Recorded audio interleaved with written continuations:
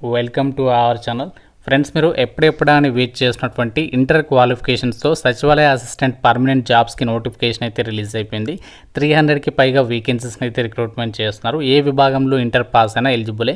45,000 వరకు సాలరీ వస్తుంది. ఎటువంటి ఎక్స్పీరియన్స్ అవసరం లేదు. ఆన్లైన్లో 23 అక్టోబర్ వరకు అప్లికేషన్స్ పెట్టుకోవాలి. జాబ్ పోస్టింగ్ కూడా ఏపీ అండ్ తెలంగాణ వాళ్ళకి మన సొంత రాష్ట్రంలోనే పోస్టింగ్ ఇస్తున్నారు. మేల్ అండ్ ఫీమేల్ అందరూ కూడా ఎలిజిబులే. ఈ వీడియోలో మీకు అన్ని డీటెయిల్స్ని కవర్ చేస్తాను కాబట్టి ప్రతి ఒక్కరు కూడా వీడియోని లైక్ చేసి ఎండ్ వరకు చూసే ప్రయత్నం అయితే చేయండి. ఛానల్ని ఇంకా సబ్స్క్రైబ్ చేసుకున్న వాళ్ళు తప్పనిసరిగా సబ్స్క్రైబ్ చేసుకొని చూడండి. ఇంకా చాలామంది చూస్తున్నారు కానీ లైక్ చేయట్లేదు. తప్పనిసరిగా లైక్ చేసి సపోర్ట్ చేయండి. ఇంపార్టెంట్ అప్డేట్, ఏకలవ్య పాఠశాలలో ఖాళీగా ఉన్న టీచింగ్ అలాగే నాన్ టీచింగ్ ఉద్యోగాలకి సంబంధించి 7,000కి పైగా వేకెన్సీస్తో ఒక నోటిఫికేషన్ నిన్న రిలీజ్ అయింది. ఈ జాబ్స్ గురించి ఆల్రెడీ మన ఛానల్లో కంప్లీట్ డీటెయిల్స్తో వీడియో అయితే అప్లోడ్ చేశాను. మన ఛానల్లో ఈ థంబ్నెయిల్తో ఉంటుంది, ఒకసారి చూడండి. ఇక్కడ మీకు పైన కార్డ్స్లో అలాగే డిస్క్రిప్షన్లో కూడా లింక్ ఇస్తాను. ఒకసారి ప్రతి ఒక్కరు కూడా చూసేసి ఆ జాబ్స్కి అయితే అప్లై చేయండి. నోటిఫికేషన్ డీటెయిల్స్లోకి వెళ్ళినట్లయితే ఈ రిక్రూట్మెంట్ నోటిఫికేషన్కి మీరు ఇండియన్ సిటిజన్ అయితే సరిపోతుంది. ఆంధ్రప్రదేశ్ కానీ తెలంగాణ కానీ మేల్ అండ్ ఫీమేల్ క్యాండిడేట్స్ అందరూ కూడా ఈ నోటిఫికేషన్కి అప్లై అయితే చేసుకోవచ్చు. ఆన్లైన్ విధానంలోనే అప్లై అయితే చేసుకోవాలి. ఎటువంటి ఎక్స్పీరియన్స్ కూడా మీకు ఏమీ ఉండాల్సినటువంటి అవసరం లేదు. ఇక్కడ మనకి జూనియర్ సెక్రటేరియట్ అసిస్టెంట్ అంటే సచివాలయ అసిస్టెంట్కి సంబంధించి టోటల్గా 228 వేకెన్సీస్ ఉన్నాయి. దీంతోపాటు ల్యాబ్ అటెండర్కి సంబంధించి 146 అయితే ఉన్నాయి. సో ఈ రెండు రకాల ఉద్యోగాలకి సంబంధించి మనము ఎటువంటి ఎక్స్పీరియన్స్ లేకుండా అప్లికేషన్స్ అయితే పెట్టుకోవచ్చు. జూనియర్ సెక్రటేరియట్ అసిస్టెంట్కి సంబంధించి ఏదైతే వేకెన్సీస్ ఉన్నాయో ఇక్కడ మీకు క్యాస్ట్ వరకు కూడా వేకెన్సీస్ అనేవి ఇచ్చారు. అన్ని క్యాస్ట్ల వరకు వేకెన్సీస్ అనేవి కేటాయించారు కాబట్టి మీరు ఏ క్యాస్ట్ వాళ్ళైనా అప్లై అయితే చేసుకోవచ్చు. అలాగే ఇక్కడ ల్యాబ్ అటెండర్కి సంబంధించి కూడా మంచి సంఖ్యలోనే వేకెన్సీస్ అనేవి ఉన్నాయి కాబట్టి ప్రతి ఒక్కరు కూడా ఇంట్రెస్ట్ ఉన్న ప్రతి ఒక్కరు డెఫినెట్గా అప్లికేషన్స్ పెట్టుకునే ప్రయత్నం అయితే చేయండి. అండ్ ఇవన్నీ కూడా మనకి పర్మనెంట్ గవర్నమెంట్ జాబ్స్ అన్నమాట ద్వారా భర్తీ చేసినటువంటి పోస్టులకి సంబంధించి వేకెన్సీస్ డీటెయిల్స్ అయితే చూసాం కదా. అయితే ఎడ్యుకేషనల్ క్వాలిఫికేషన్స్ ఏజ్కి సంబంధించి డీటెయిల్స్లోకి వెళ్ళినట్లయితే ఈ జూనియర్ సెక్రటేరియట్ అసిస్టెంట్ వేకెన్సీస్కి మీరు ఏ విభాగంలో ఇంటర్ పాస్ అయినా ఎలిజిబులే. అలాగే మీకు ఇంగ్లీష్కి సంబంధించి టైపింగ్ స్కిల్స్ అనేవి ఉండాలి. 35 words per minute. ప్రజెంట్ లేకుండా పర్వాలేదు. ఎగ్జామినేషన్ రాసిన తర్వాత మీకు ఒక స్కిల్ టెస్ట్ పెడతారు కాబట్టి అప్పటికైతే మీకు వచ్చి ఉండాలన్నమాట. ఏజ్ వచ్చేసరికి మినిమం ఏజ్ 18 ఉండాలి. మ్యాక్సిమం జనరల్ అభ్యర్థులు ఓసీ వాళ్ళైతే 30 years వరకు, ఓబీసీ వాళ్ళైతే 33, ఎస్సీ ఎస్టీ వాళ్ళైతే 35 years వరకు అప్లై అయితే చేసుకోవచ్చు అనమాట.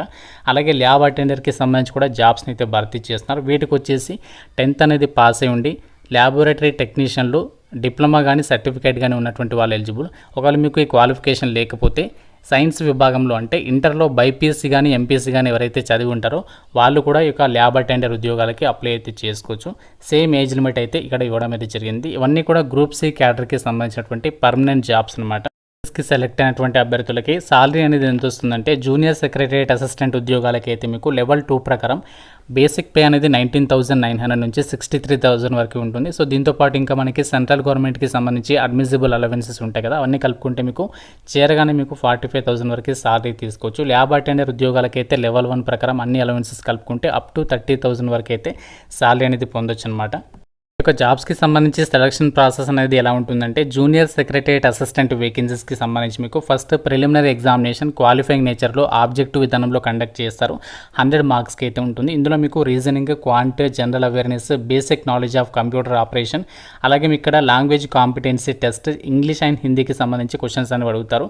100 క్వశ్చన్స్ అడుగుతారు. 100 మార్క్స్, 2 hours అయితే టైం ఇస్తారు. ఇది ఎవరైతే క్వాలిఫై అవుతారో వాళ్ళకి నెక్స్ట్ స్టేజ్లో టైర్ 2కి సంబంధించి ఎగ్జామ్ అనేది కండక్ట్ చేస్తారు. ఇక్కడ టైర్ 2లో ఏంటి అంటే మీకు సబ్జెక్ట్ నాలెడ్జ్ క్వశ్చన్స్ అనేవి అడగడం అయితే జరుగుతుంది. సో దీనికి సంబంధించి మీకు డీటెయిల్డ్ సిలబస్ అనేది అఫీషియల్ వెబ్సైట్లో పెట్టారు. మీకు కావాలంటే అక్కడ నుంచి డౌన్లోడ్ అయితే చేసుకోవచ్చు. ఇందులో మీకు 40 ఆబ్జెక్టివ్ క్వశ్చన్స్, 15 డిస్క్రిప్టివ్ క్వశ్చన్స్ అడుగుతారు.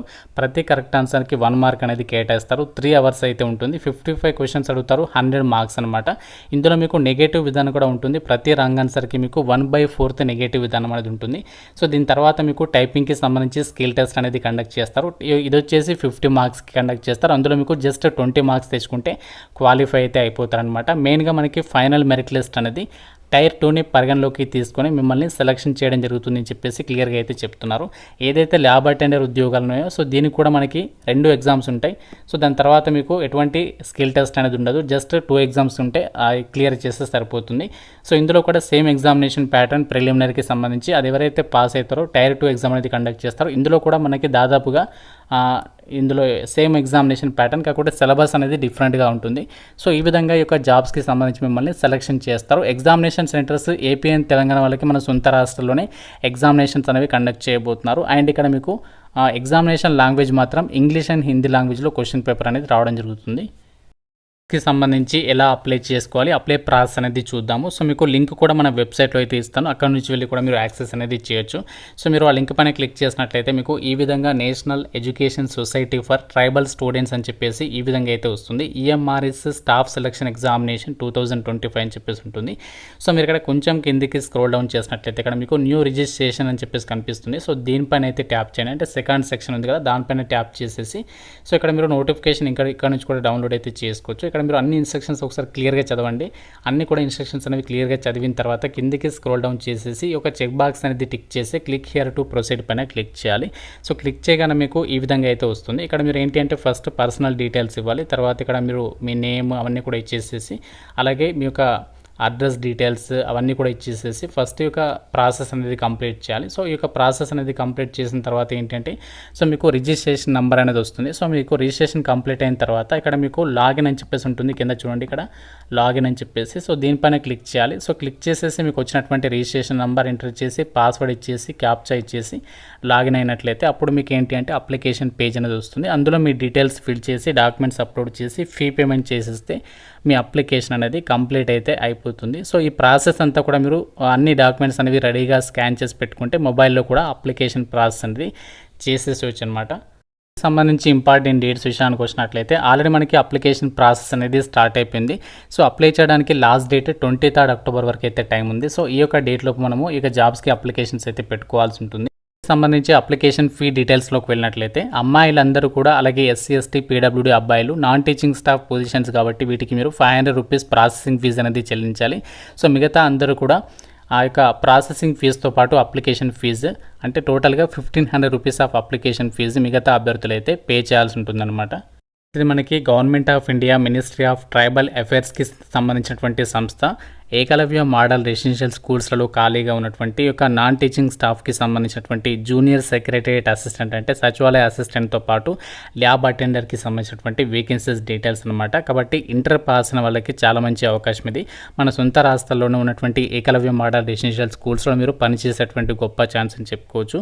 సో మీరు అఫీషియల్ వెబ్సైట్ నుంచి కూడా ఇక్కడ డీటెయిల్స్ అన్ని కూడా చెక్ చేసుకోవచ్చు. అండ్ ఇక్కడ సిలబస్ అని చెప్పాను కదా, సో సిలబస్ ఇక్కడ మీకు ఉంది. సో సిలబస్ అనేది వెబ్సైట్ నుంచి కూడా మీరు ఏ పోస్ట్కి అప్లై చేస్తున్నారో సిలబస్ అనేది డౌన్లోడ్ చేసుకొని మీ ప్రిపరేషన్ అనేది స్టార్ట్ చేసేసేయండి. ఇంకా మీకు నోటిఫికేషన్ గురించి ఏదైనా డౌట్ ఉంటే నాకు కామెంట్ రూపంలో అడగండి. ప్రతి ఒక్కరు కూడా డెఫినెట్గా వీడియోని లైక్ చేసి మీ ఫ్రెండ్స్ కూడా షేర్ చేయండి. ఎవరైతే ఇంటర్ పాస్ అయ్యి గవర్నమెంట్ జాబ్స్ కోసం చూస్తున్నారో సో డెఫినెట్గా అయితే వాళ్ళకి షేర్ చేయండి. ఛానల్ని సబ్స్క్రైబ్ చేసుకోండి. Thank you so much guy.